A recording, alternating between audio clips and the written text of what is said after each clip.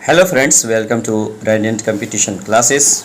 और मैं आज आप लोगों को यहाँ जो बीएसएससी थर्ड ग्रेजुएट लेवल वाली वैकेंसी, जो सचिवालय सहायक वाली वैकेंसी आई हुई है, उसमें फॉर्म को भरने से संबंधित जो भी परेशानियाँ हो रही है उनका निराकरण करने के लिए मैं आपके समक्ष वीडियो के माध्यम से कुछ बातें बताना चाहता हूं, ताकि आप फॉर्म में किसी भी प्रकार की त्रुटि न करें, बिल्कुल त्रुटि रहित फॉर्म अप्लाई कर सके, फॉर्म भर सके। ठीक है, तो देखिए इसमें कहा जा रहा है कि हाउ टू अप्लाई। एक एक बिंदु को मैं आप लोगों को समझा रहा हूं, एक एक बिंदु को मैं आप लोगों को लिटरली बता रहा हूं कि इसमें देख लीजिएगा। और एक बार वीडियो को देखने के बाद यदि आप फॉर्म भरिएगा तो किसी भी प्रकार का संदेह, किसी भी प्रकार की परेशानी या किसी भी प्रकार का कन्फ्यूजन नहीं। तो होता क्या है कि तैयारी बहुत अच्छी हो गई, कुछ कुछ बातें जहां पर आप फॉर्म भरने के समय गलती कर दिए होते हैं, उस गलती की वजह से आपकी तैयारी प्रभावित हो जाती है दोस्तों। तो इसलिए फॉर्म लिटरली ही समझ बूझ करके भरना चाहिए, ताकि किसी भी तरह का और टेंशन नहीं हो और सिर्फ आपका दिमाग केंद्रित हो सके पढ़ाई लिखाई में। ठीक है, चलिए देख लेते हैं। इसमें कह रहा है ऑनलाइन आवेदन को पूरा करने के लिए आपको क्या चाहिए। एक आवेदक के रूप में आपको निम्नलिखित की आवश्यकता होगी, यानी किस किस चीज़ की आवश्यकता होगी। सबसे पहले देखिएगा, विज्ञापन के अनुसार शैक्षणिक योग्यता। सबसे पहले आपका ये 1 नंबर बिंदु में क्या है कि क्या आप ग्रेजुएट हैं। जैसे कुछ पोस्ट है जिसके लिए मैथमेटिक्स, इकोनॉमिक्स, उसके बाद कॉमर्स के सब्जेक्ट की आवश्यकता होती है, क्या आप उनके लिए योग्य हैं। जिन जिन पोस्ट के लिए आप योग्य हैं आप निश्चित रूप से अप्लाई कीजिए। उसके बाद अस्थायी प्रमाण पत्र यदि लागू हो तो दूसरा नंबर में, अस्थायी निवास प्रमाण पत्र यदि लागू हो तो। उसके बाद देखिएगा तीसरा, जाति प्रमाण पत्र, क्रीमीलेयर रहित प्रमाण पत्र, आर्थिक रूप से कमजोर वर्ग का प्रमाण पत्र यदि लागू हो तो। यानी आप यदि नॉन क्रीमिलियर के तहत आते हैं, एनसीएल के तहत आते हैं, तो आपको ये याद रखना चाहिए कि जो क्रीमिलियर सर्टिफिकेट होगा ये लास्ट डेट यानी 17/5/2022 के पहले का होना चाहिए। ये आप आश्वस्त हो जाइए, क्योंकि अभी अभी इंटर लेवल फर्स्ट में ये समस्या आ रही है। तो आप ये गलती बिल्कुल ना करें यहाँ पर। ठीक है, उसके बाद देखिएगा दिव्यांगता प्रमाण पत्र, भूतपूर्व सैनिक का प्रमाण पत्र, बिहार सरकार के सरकारी सेवक का प्रमाण पत्र यदि आप लागू है तो आप उन सभी सर्टिफिकेट्स का व्यवस्था करके ही फॉर्म अप्लाई कीजिएगा दोस्तों। ठीक है, उसके बाद देखिएगा पंजीकरण एवं भविष्य में पत्राचार के लिए सक्रिय ईमेल आईडी, यानी ईमेल आईडी ऐसा होना चाहिए जो वैलिड हो, जिसका पासवर्ड आपको पता हो दोस्तों। ठीक है, ऐसा नहीं कि कोई पासवर्ड ईमेल दे दिया और उसका पासवर्ड ही आपको पता नहीं है, ऐसा नहीं, आपको पासवर्ड पता होना चाहिए। ऐसे ईमेल को आप यहाँ पे पुट कीजिएगा, यहाँ पे बढ़िएगा। ठीक है, उसके बाद देखिए छठा नंबर में क्या कर रहा है, SMS प्राप्त करने हेतु सक्रिय मोबाइल नंबर। आप यदि फॉर्म भरिएगा तो आपको SMS किया जाएगा, उसके लिए आपको सक्रिय मोबाइल नंबर जो आपके पास हो वो सक्रिय मोबाइल नंबर की आवश्यकता होगी। उसके बाद देखिएगा क्या होगा, 7 नंबर में इंटरनेट कनेक्टिविटी, प्रिंटर और स्कैनर के साथ कंप्यूटर की सुविधा। ये तो खैर आप कैफे में जाके भरिएगा।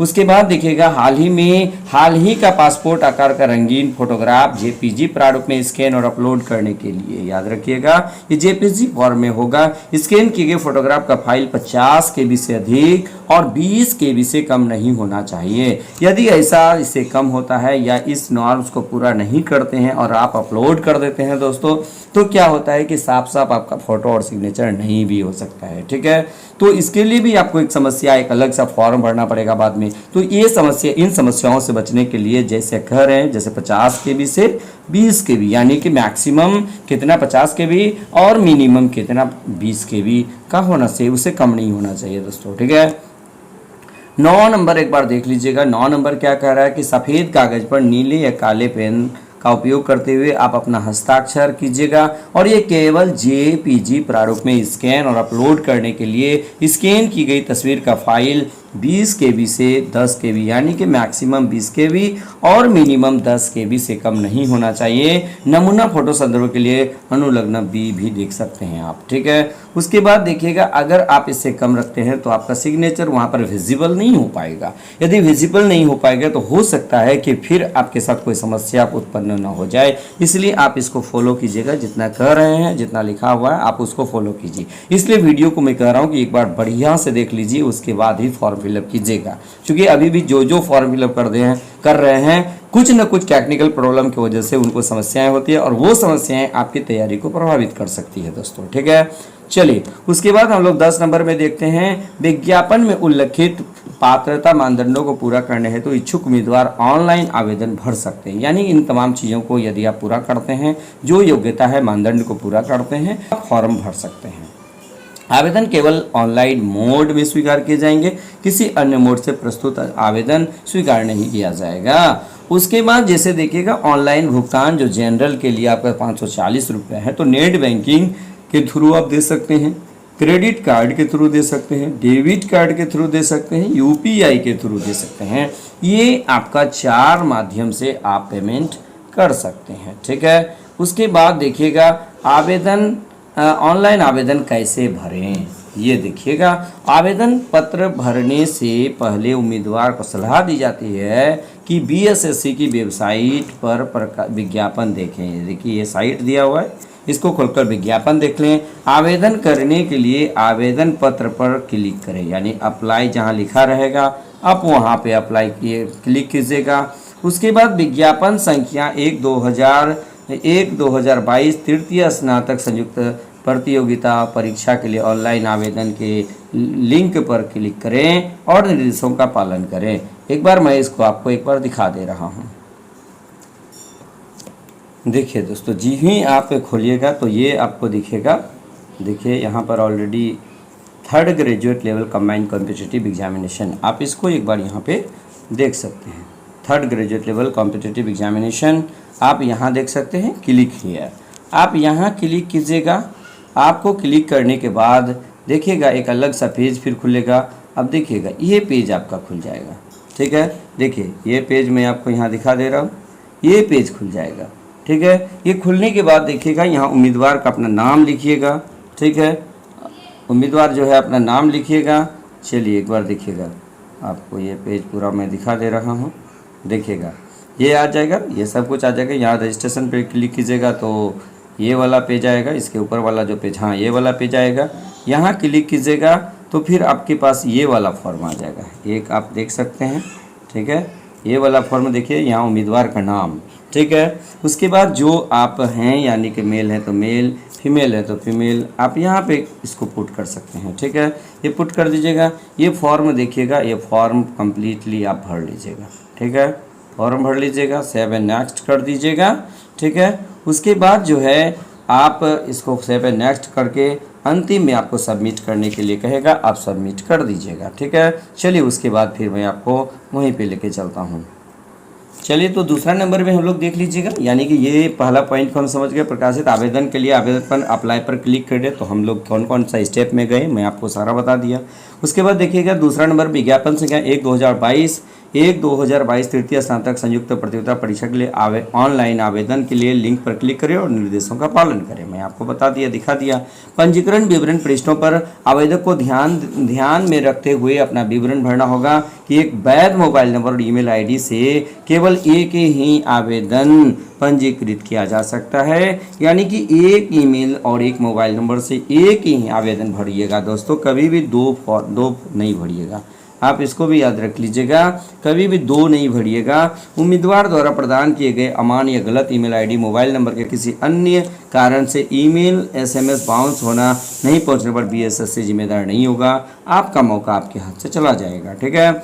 चौथा नंबर में देखिएगा, एक बार पंजीकरण हो जाने के बाद पंजीकरण विवरण में कोई बदलाव की अनुमति नहीं होगी, इसलिए सावधानी से भरिएगा।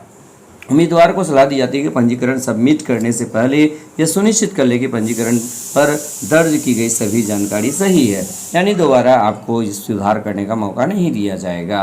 सफल पंजीकरण के बाद सिस्टम से उत्पन्न पंजीकरण संख्या और पासवर्ड पंजीकृत ईमेल आईडी पर भेजा जाएगा तथा पंजीकृत मोबाइल नंबर पर SMS भेजा जाएगा। आपको मोबाइल पे भी मैसेज आएगा और ईमेल पे भी मैसेज चला जाएगा दोस्तों, ठीक है। उसके बाद देखिएगा कि लॉगिन करने के बाद उम्मीदवार को व्यक्तिगत विवरण, पत्राचार पता और अस्थायी पता कर सबमिट बटन पर क्लिक करना होगा। प्रदर्शित पृष्ठ पर दर्ज किए गए विवरणों को सत्यापित करें। यदि आप व्यक्तिगत विवरण, पत्राचार पते, अस्थायी पते में परिवर्तन करना चाहते हैं तो click here for edit details पर क्लिक करें और प्रोसीड फॉर पेमेंट बटन पर क्लिक करें और भुगतान पृष्ठ पर अग्रसारित किया जाएगा। तो ये सभी प्रोसेस है दोस्तों। उसके बाद देखिएगा मेक पेमेंट में क्या होगा, इसमें ICICI बैंक पेमेंट गेटवे का उपयोग करके भुगतान आप कर सकते हैं। उसके बाद सफल भुगतान के बाद शैक्षणिक विवरण भरें। जानकारी सेव और एडिट करने के लिए उसी निर्देशों का पालन करें जैसे कि कंडिका 6 में अंकित है, वो फॉर्म भी मैं आप लोग को दिखा दिया। उसके बाद देखिए अनुलग्नक ए और अनुलग्नक बी में निर्दिष्ट के अनुसार अपने स्कैन की गई तस्वीर अथवा हिंदी और अंग्रेजी में हस्ताक्षर अपलोड करें। ये बातें भी यहाँ पर क्लियर है।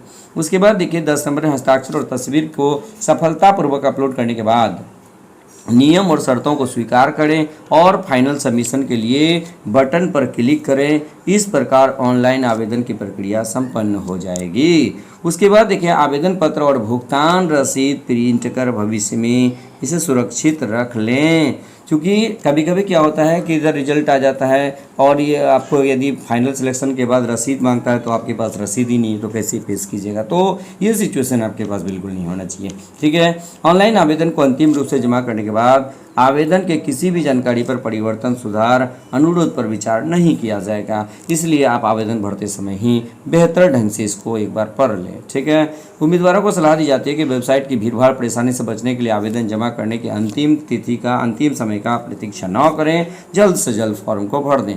लेकिन मैं एक बार फिर से आप लोगों को कहना चाहता हूं कि जो भी लोग फॉर्म भर रहे हैं इसको आप लिटरली एक बार देख लीजिए, क्योंकि एक बार वीडियो को देख लेने से सारी क्लैरिटी सारी स्पष्ट हो जाएगी। स्पष्ट होने के बाद यदि आप फॉर्म भरते हैं तो आप किसी भी प्रकार का टेंशन में नहीं होइएगा, ठीक है। इसलिए मैं आप लोगों को फिर से एक बार कह दे रहा हूं कि आप वीडियो को शुरू से अंत तक देख लीजिए, उसके बाद ही आप फॉर्म फिलअप कीजिए ताकि आप बिल्कुल टेंशन फ्री होकर के तैयारी कर सकें, ठीक है।